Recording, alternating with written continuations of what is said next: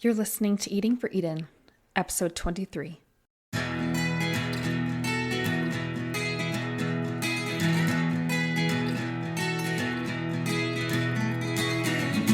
When it comes to doing something about climate change, your food choices matter. Thanks for tuning in to Eating for Eden, a podcast that takes a food-first approach to climate action. I'm your host, Jessica J. Schroeder, and I am passionate about food that tastes good and does good. I'll guide you with practical tips and help you thoroughly enjoy your food along the way.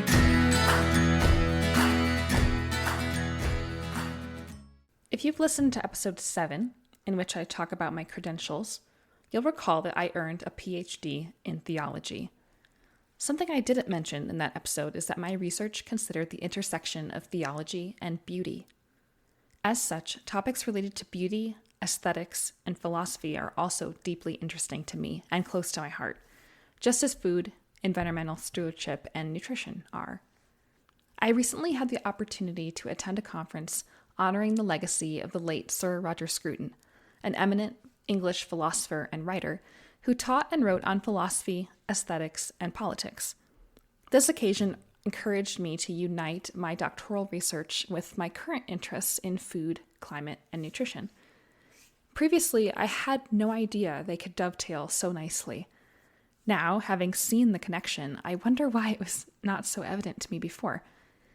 Working from these insights, I drafted up a paper. And I believe that paper has great relevance to you, my dear listeners, so I decided to adapt it a bit to share it here. I've stripped away the bits tailored to that specific conference context and maintained the core ideas, developing them a bit further for this podcast. Admittedly, this podcast will be a bit more theoretical than others, but it is not without application. I think you'll enjoy it. Thanks again for listening in. When I was in college, I recall bringing a smoothie with me to class one day. Seated, as was my custom, in the front row, my professor had a clear view of my bright green snack prominently visible in a glass jar. "That looks healthy," he said. Aesthetics at work, and with a telling outcome. How I responded is of little consequence. What stood out to me then, and sticks with me still now, was not only the words he used, but the way he said them. "That looks healthy." Can you hear it? What he said, and how he said it, communicated that healthy and delicious were factors that could not coexist. In his mind, one necessarily ruled out the other. Unfortunately, this seems to be the prevailing mindset in a large swath of the general population. The beauty of delight and pleasure in food is presumed to be categorically separate from that which is healthful for the body. What results is a widely assumed dichotomy of pleasurable taste and healthfulness in food. I would like to challenge this notion. Healthy food can be delicious.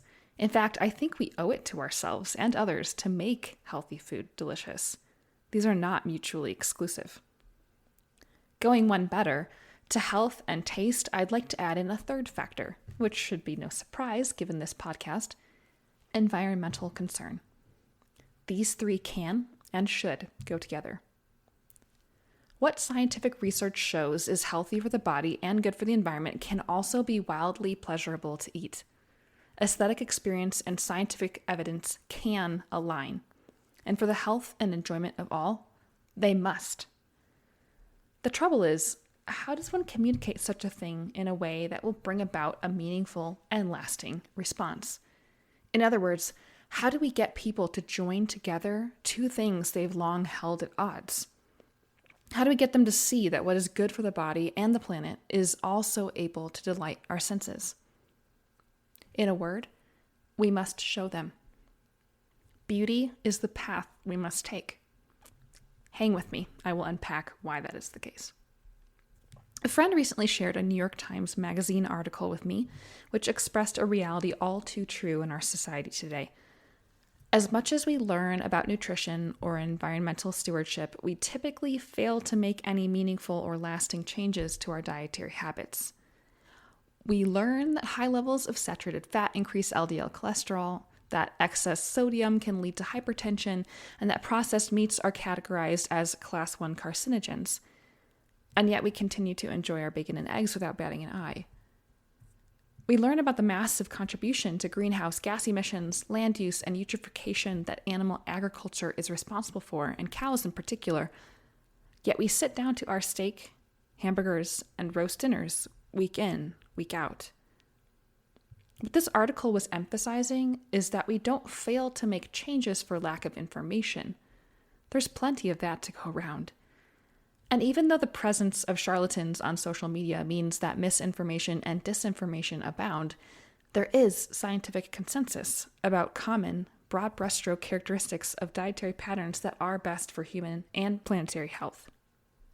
In short, we know what we should be eating. Less saturated fat.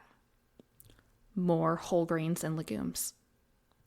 Less highly processed foods. More whole plants, especially colorful fruits and vegetables. Less red meat, more plant protein, and the list goes on. As Michael Pollan has encapsulated in his pithy dictum, we should eat food, not too much, mostly plants. Why is it that we follow such simple advice so poorly? Back to that New York Times Magazine article, while reading it, the author's message hit me like a slap in the face. At once I saw the convergence of my current passion for food, nutrition, and environmentalism dovetail perfectly with my academic research on beauty and epistemology. The article's message? People won't change their eating habits based on information. They need to experience how delicious a new way of eating can be.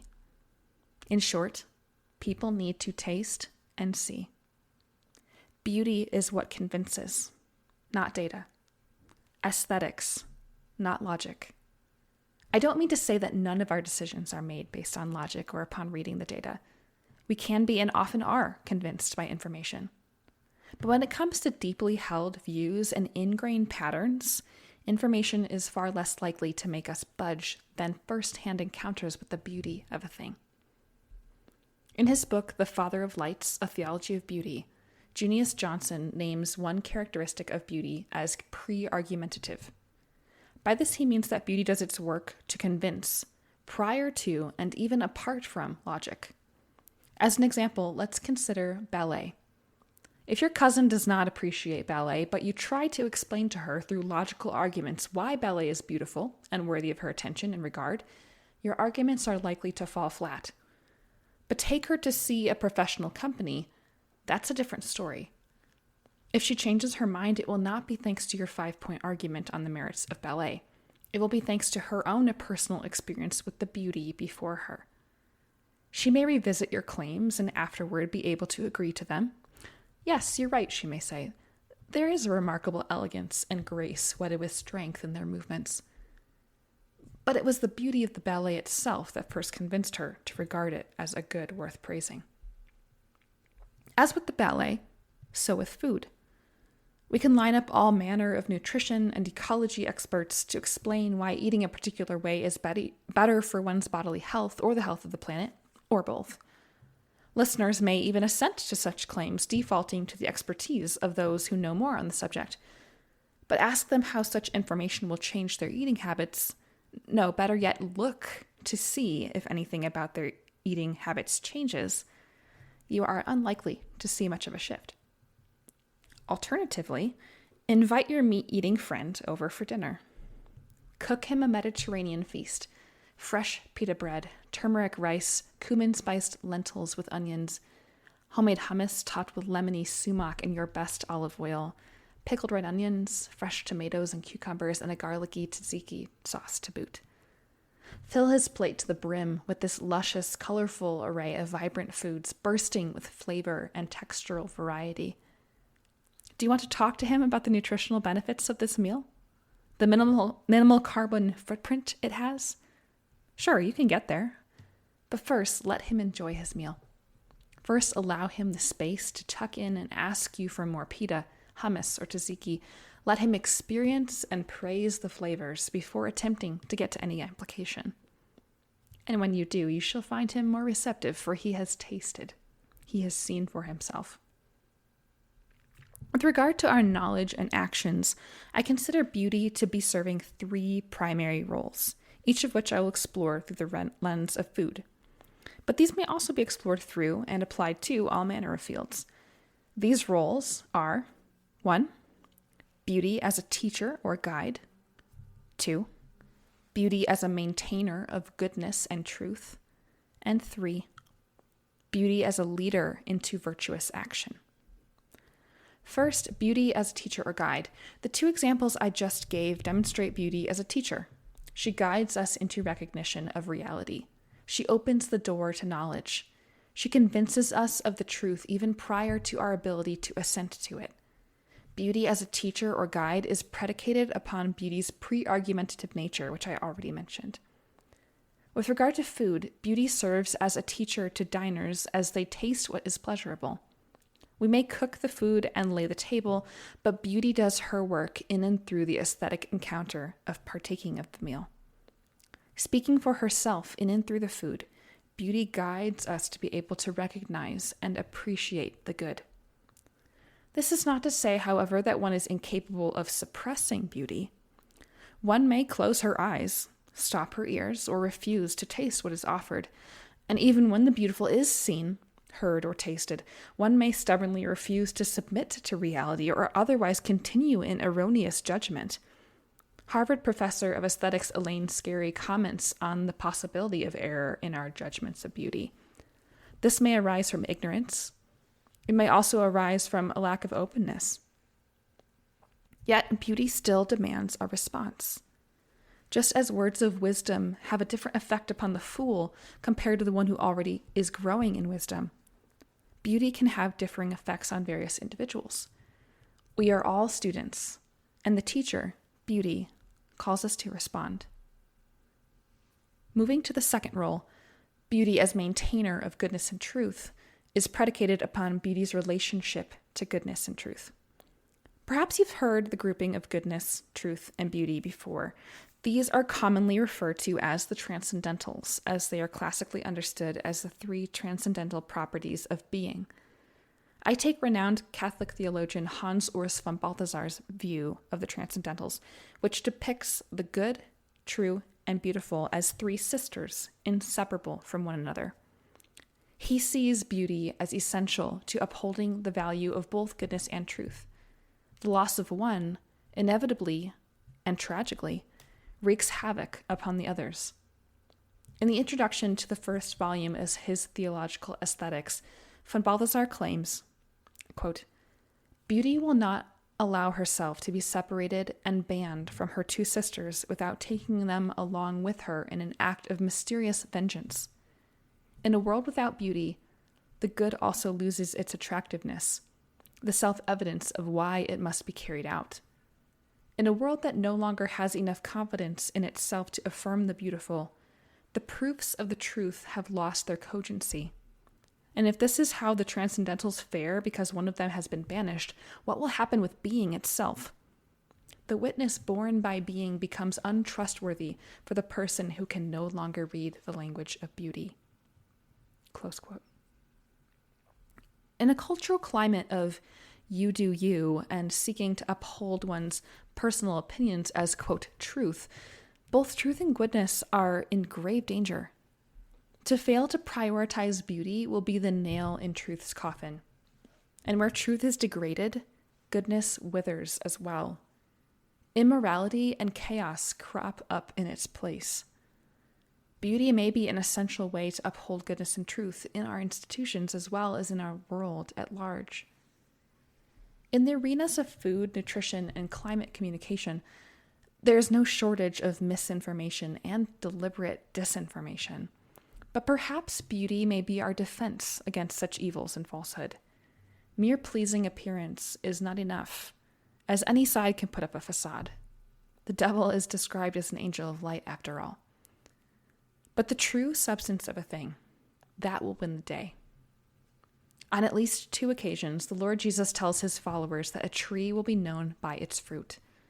Contextually, he is referring in one case to spotting false prophets, and in the other to discerning between good and evil people. In like manner, the truth and goodness of reality will be known by its beauty.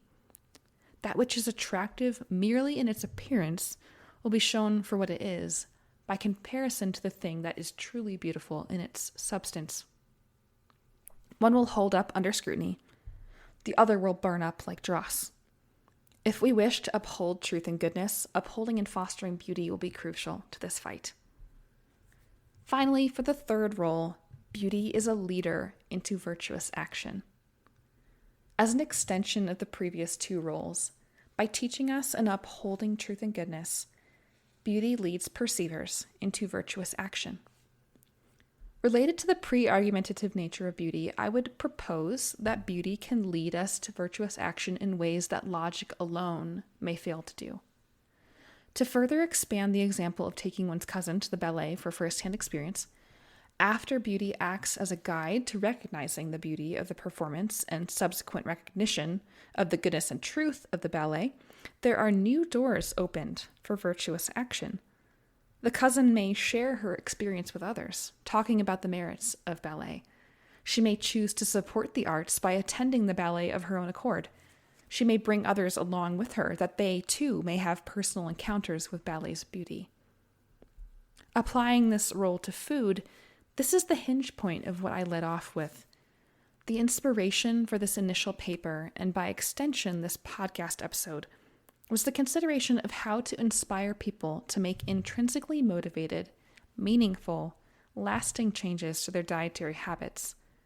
Personal encounters with beautiful food can inspire action.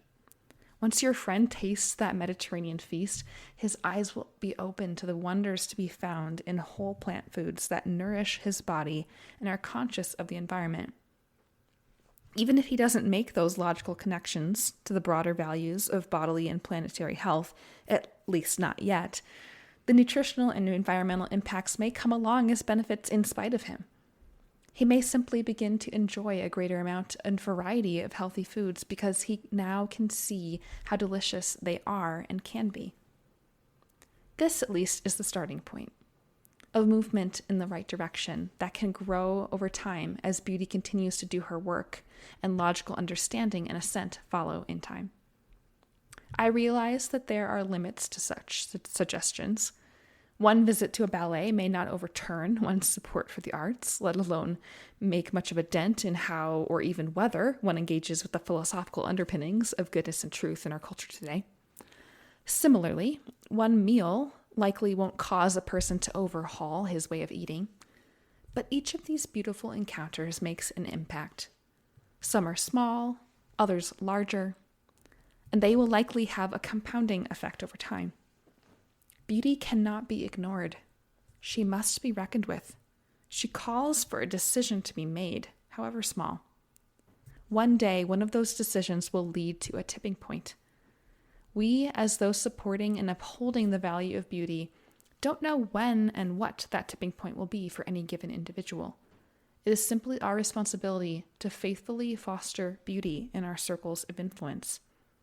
By doing so, we promote virtuous action by allowing beauty to do what she does best: draw our attention, teach and guide us, and demand from us a response. To wrap things up, what might this look like practically? My advice is to start with letting our own encounters with beauty fuel us, providing inspiration for dreaming up ideas for how we can foster beauty that incites change in others' lives as well. I'll close with a personal example. After I successfully defended my doctoral dissertation, my husband and I splurged on dinner at Frasca, a Michelin star restaurant in Boulder, Colorado. While time precludes me from sharing the rapturous details of this 3-hour, 8-course meal's sheer delight, I want to note how the experience ignited my imagination for days, weeks, and even months to follow. At that time, I was already intuitively convinced that people would enjoy eating better for their health and the planet if they could experience the possibilities for themselves. So one day, riding the wonder of that Michelin star experience, I began to map out ideas for a whole food, plant-based tasting menu. I drew on recipes I already knew and loved and sketched out aesthetically pleasing ways to arrange and serve them in small portions. what if, I thought, what if I could host a dinner in which delicious food served in an aesthetically pleasing way could allow people to taste for themselves how wonderful plant-based eating can be? And isn't that a wonderful and powerful way to start a question? What if? After partaking of the meal, I would send diners home with a recipe booklet of everything that was served that night.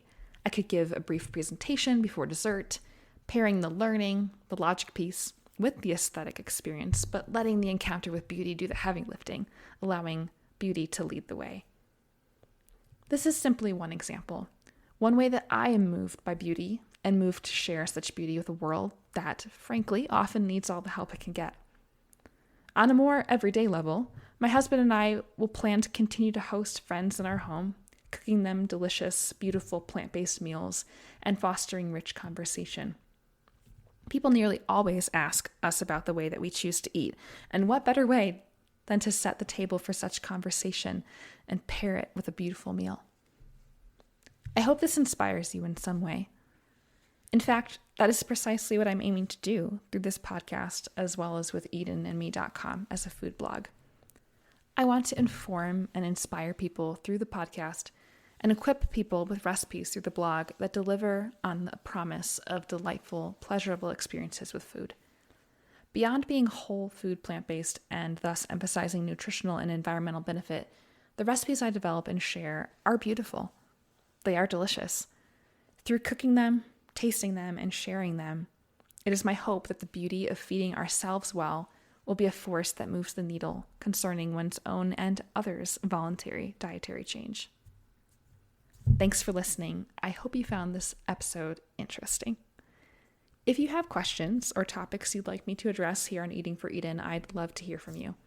Send an email to edenandme@substack.com. Also, if you've been enjoying this podcast, please consider leaving a review. It's a great help for getting these important words out to others.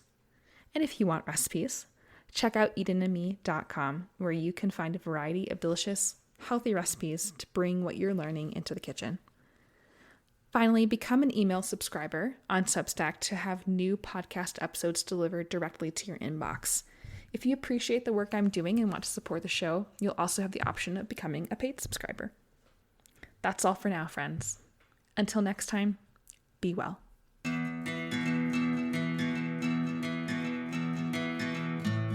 Thanks for listening to Eating for Eden.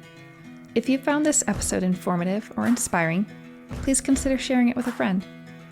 Climate change is an issue we all need to tackle together, so let's invite others to journey along with us as we continue the conversation and start taking action.